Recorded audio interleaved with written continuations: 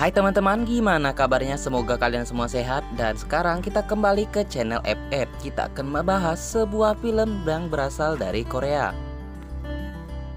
Film yang memenangkan Palme d'Or atau kategori tertinggi di ajang bergengsi Cannes Film Festival 2019. Film ini berjudul Parasit. Bagi teman-teman yang belum tahu film Parasit, film ini bukan menceritakan tentang hewan parasit. Film ini lebih mengedepankan sebuah keluarga yang pada akhirnya akan menjadi parasit bagi keluarga yang sudah menolong mereka. Itu penjelasan sederhana admin saja, yang mungkin saja sutradara dan yang lainnya punya tujuan atau penjelasan yang lebih lebar lagi. Jadi untuk teman-teman semua, jangan lupa santaikan diri kalian. Mari kita saksikan alur film FF. Dan jangan lupa untuk teman-teman semua berikan saya like dan jadilah subscriber pertama saya, karena kita belum punya subscriber. Oke, kita mulai. Terdapat sebuah rumah semi basement yang terlihat cukup kumuh, lembab juga, dan letak bangunannya paling bawah dari bangunan lainnya. Pemuda ini bernama Ki-woo, yang tidak bisa berkirim pesan karena wifi tetangga diganti sandinya. Seperti kalian ya. Ini adik perempuannya bernama Ki-jung. Lalu Ki-woo dan adiknya Ki-jung terus mencari wifi tetangga lainnya hanya untuk mengirim pesan WhatsApp. Kedua orang tua mereka bernama Kim dan si ibu bernama Chung Suk. Mereka sekeluarga seperti tidak punya pengharapan hidup, dengan tempat tinggal seadanya, dan mereka semua hanya bekerja melipat kotak pizza yang upahnya tidaklah seberapa. Saat mereka berempat menikmati kemiskinan mereka, beberapa saat kemudian datanglah seorang pria bernama Min. Min adalah sahabat Ki-woo. Min datang lalu memberikan sebuah batu yang katanya bisa membuat orang menjadi kaya. Sebagai sahabat yang baik, Min simpati dengan keadaan Ki-woo dan keluarganya. Lalu, Min menceritakan kepada Ki-woo kalau dia akan melanjutkan kuliahnya ke luar negeri. Nah, Min punya pekerjaan mengajarkan les bahasa Inggris di rumah orang yang sangat kaya. Min juga bercerita kalau dia itu suka dengan cewek yang diajarinya itu. Cewek itu bernama Dahye. Min meminta Ki-woo untuk menggantikannya menjadi guru les Dahye. Dan karena Min hanya percaya kepada Ki-woo, Min meminta Ki-woo untuk menjaga Dahye sampai ia pulang ke Korea lagi. Ki-woo pun setuju, lalu dia mengganti namanya menjadi Kevin dan memasukkan identitasnya sebagai seorang mahasiswa. Dan datanglah ia ke rumah orang tersebut. Yang punya rumah mewah itu adalah Tuan Park, dan istrinya kita sebut saja Nyonya Park. Setelah Ki-woo tiba di rumah itu, Ki-woo dibukakan pintu oleh asisten rumah tangganya. Lalu bertemulah Ki-woo dengan sang Nyonya Park. Hari pertama Ki-woo mengajar, Nyonya Park pun menyaksikan bagaimana cara Ki-woo mengajar. Dan ternyata dengan metode Ki-woo mengajar, anak dari keluarga Park ini yaitu Dahye mulai baper kepada Ki-woo. Singkat cerita, setelah selesai mengajar dan berbicara soal gaji, Nyonya Park bercerita bahwa anak keduanya yang bernama Da-song sudah berganti-ganti guru les seni, namun belum ada yang cocok. Disinilah kejadian-kejadian tertentu mulai terjadi. Kejadian apakah itu? Nanti akan kita jelaskan. Ki-woo merekomendasikan seseorang bernama Jessica kepada Nyonya Park. Namun sebenarnya Ki-woo berbohong. Yang dia maksud Jessica adalah adiknya sendiri yaitu Ki-jung. Ki-woo mengatakan Jessica adalah teman sepupunya, yaitu mahasiswi di Universitas Seni, dan Nyonya Park pun setuju. Esoknya datanglah Ki-woo dan adiknya yang mengaku Jessica itu ke rumah Nyonya Park. Saat perkenalan itu si Dahye mengintip dan sepertinya cemburu kepada Jessica. Padahal Jessica itu adiknya Ki-woo.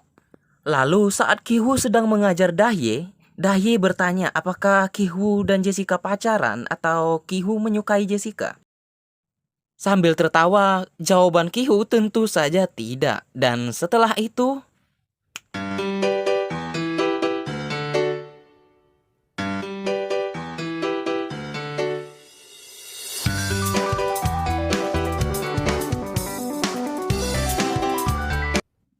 di ruang tamu, Nyonya Park sedang menunggu Jessica yang sedang bersama Da-song. Lalu si asisten rumah tangga akan memberikan si Nyonya sebuah minuman. terlihat ada sebuah ruangan bagian bawah rumah yang terdapat banyak barang-barang dan jenis-jenis minuman. Setelah selesai mengajar, Jessica berbicara kepada Nyonya Park. Nyonya Park semakin yakin kepada Jessica setelah melihat perbincangan jenius yang Jessica lontarkan. Padahal Jessica mengambil percakapan itu dari Google. Improvisasi saja. Lalu sang Tuan Park pun telah pulang dari kantornya. Tuan Park meminta kepada sopirnya untuk mengantarkan Jessica pulang. Nah, di perjalanan tanpa diduga dan tanpa diketahui oleh sopir, si Jessica ini melepas CD-nya dan meninggalkannya di mobil Tuan Park. Esoknya Tuan Park pun menemukan CD itu, lalu memberinya kepada Nyonya Park, dan mereka menyangka bahwa sopirnya telah melakukan hal itu di mobilnya. Mereka juga menyangka sopir mereka bukan orang baik yang bisa jadi telah membawa pacarnya selama ini ke mobilnya Tuan Park. Singkat cerita, keluarga Park pun akhirnya memecat sang sopir. Si Jessica seperti tanpa bersalah dan tanpa dosa dengan polosnya bercerita bahwa pamannya dulu mempunyai sopir yang sangat baik bernama Kim. Lagi-lagi kebohongan terjadi. Kim adalah ayah dari Jessica dan Kiwoo sendiri. Namun dengan mengatakan bahwa Kim adalah mantan sopir pamannya, Jessica bisa merekomendasikan ayahnya. Nah, semakin terlihat titik terang apa tujuan dari keluarga Kiwoo. Hari berikutnya bertemulah Kim dan Tuan Park. Kim seperti orang biasa yang baru mendapat pekerjaan. Hari pertama Kim masih dalam hari percobaan. Namun Kim menunjukkan skill berkendara yang baik sekaligus menjadi lawan bicara yang baik bagi Tuan Park. Yang itu pun juga dipelajari sebelumnya beberapa hari ini saja. Dan ternyata mereka belum selesai. Sang asisten rumah tangga yang dikenal alergi terhadap buah persik, Kim terus menyiramkan kikisan buah persik ke arah si asisten itu. Lalu Kim mengatakan kepada Nyonya Park, mungkin saja si asisten kamu terkena TBC. Nyonya Park mungkin belum terlalu percaya. Hingga suatu saat Nyonya Park melihat si asisten itu batuk-batuk. Dan itu pun sebenarnya ulah Kim dan Jessica sebenarnya. Lalu saat si asisten itu membuang tisu, Kim mengambilnya menyiram saus ke tisu tersebut. Lalu memperlihatkan tisu yang seperti bekas darah itu kepada Nyonya Park. Dan akhirnya sang asisten pun dipecat.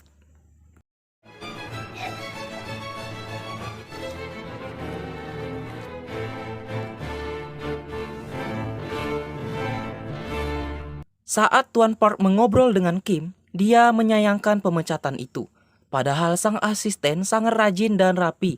Kekurangan sang asisten hanya kala makan pasti 2 porsi. Itu saja jelas Tuan Park kepada Kim. Dengan gaya baiknya, Kim menawarkan sebuah lembaga penyalur asisten rumah tangga berkualitas. Dan ternyata itu istrinya sendiri, yaitu ibunya Kiwoo dan Jessica. Kak cerita bekerjalah istri Pak Kim di kediaman keluarga Park. Mereka berempat menjalankan peran mereka secara sempurna. Hari berikutnya, karena Dasong anak terkecil akan merayakan ulang tahun, jadi keluarga Park akan pergi berkemah dan rumah akan dijaga oleh istri Pak Kim. Nah, itulah kesempatan bagi keluarga Pak Kim. Mereka semua berkumpul di rumah itu seperti rumah mereka sendiri, menggunakan ruang keluarga untuk minum-minum dan makan-makan. Di sela kesenangan itu, tiba-tiba terdengar bunyi bel. 뭐야? 아니 이 양반이 왜? Keluarga Pak Kim pun panik. Namun ternyata si asisten lama yang telah dipecat dulu datang ke rumah keluarga Park dan meminta tolong kepada istri Kim untuk membukakan pintu. Lalu asisten lama itu pergi ke ruang bawah, katanya ada sesuatu yang tertinggal. Dan istri Kim pun menyusul mantan asisten itu. Betapa terkejutnya istri Pak Kim ketika melihat si mantan asisten sedang mendorong lemari. Ternyata di balik lemari ada sebuah pintu menuju ruang bawah tanah.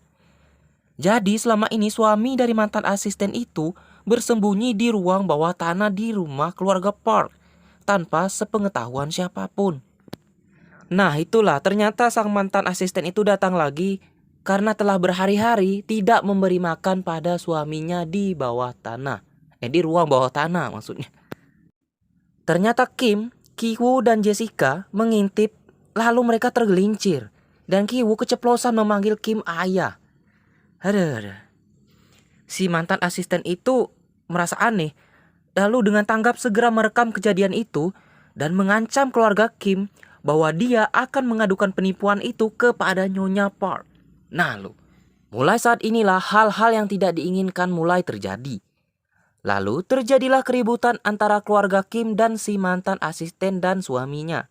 Keluarga Kim yang menang jumlah berhasil merebut handphone mantan asisten itu, lalu menghapus rekamannya. Si mantan asisten pingsan karena kepalanya terbentur. Tiba-tiba Nyonya Park menelepon.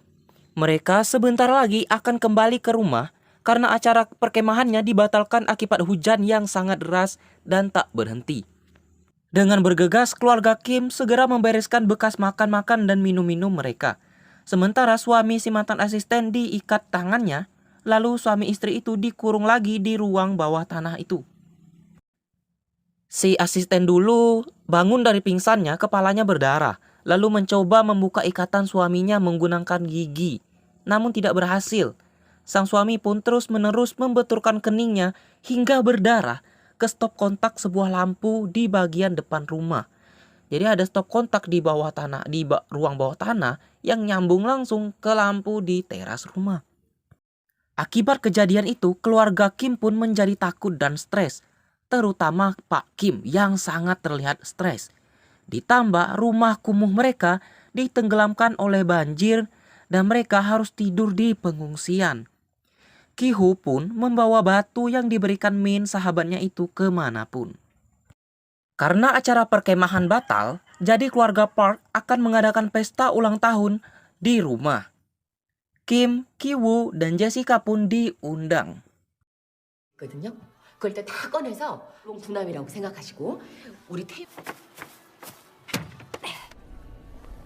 그리고 선물은 Singkat cerita, para tamu undangan pun sudah berdatangan dan keluarga Pak Kim sudah di rumah keluarga Park semua. Ki-woo mengatakan kepada Daye bahwa dia akan menyimpan batu kesayangannya itu di ruangan bawah. Sebenarnya niat keluarga Kim kepada sang mantan asisten itu baik karena mereka akan mengantarkan makanan. Begitupun Ki-woo yang akan memberikan batu keberuntungan itu kepada mereka berdua. Setelah mendorong lemari dan membuka pintu, tibalah Ki-woo di ruang bawah tanah. Lalu tiba-tiba dari belakang muncullah suami mantan asisten itu menjerat leher Ki-woo. Ki-woo berhasil kabur, namun terjatuh. Saat itulah pria itu menghantamkan batu besar itu ke kepalanya Ki-woo hingga berdarah. Dan ternyata mantan asisten itu telah meninggal dunia karena kejadian waktu itu. Suami mantan asisten itu tampak sudah tidak waras. Ia lalu mengambil sebuah pisau besar di dapur, lalu pergi ke kerumunan orang yang sedang merayakan ulang tahun Dasong. Dan pria itu langsung menusuk dada Jessica. Setelah itu, ia mencoba menusuk istrinya Kim. Dendam kesumat sepertinya. Namun istrinya Kim berhasil melawan, lalu menusuk balik pria itu menggunakan pisau kue di sana. Dan ini yang paling aneh. Entah selama bekerja Pak Kim pernah tersinggung dengan kata-kata Tuan Park dahulu atau karena apa tidak tahu. Pak Kim malah menikam Tuan Park. Lalu Pak Kim segera kabur dari tempat itu. Begitulah teman-teman, hari mengerikan itu berakhir. Dan di akhir film diperlihatkan Ki-woo yang dirawat di rumah sakit karena pukulan dari pria bawah tanah itu sudah sadar. Sedangkan Jessica adiknya sudah meninggal dunia. Pak Kim pun tidak diketahui keberadaannya setelah kejadian itu. Suatu hari saat Ki-woo sudah benar-benar sembuh, ia pergi menenangkan diri di sebuah bukit tak jauh dari rumah keluarga Park. Saat memandang rumah itu, Ki-woo melihat hal yang aneh. Lampu teras rumah itu berkedip-kedip. Sedangkan orang yang sering melakukan itu, yaitu suami mantan asisten, sudah meninggal kan. Saat itulah Ki-woo sadar, itu pasti ayahnya yang sejak kejadian itu tidak pernah terlihat lagi, pasti bersembunyi. Dan ternyata rumah itu pun sudah ditinggalkan oleh keluarga Park karena trauma dan takut. Rumah itu akan dijual dan hanya dijaga oleh orang yang datang sesekali saja.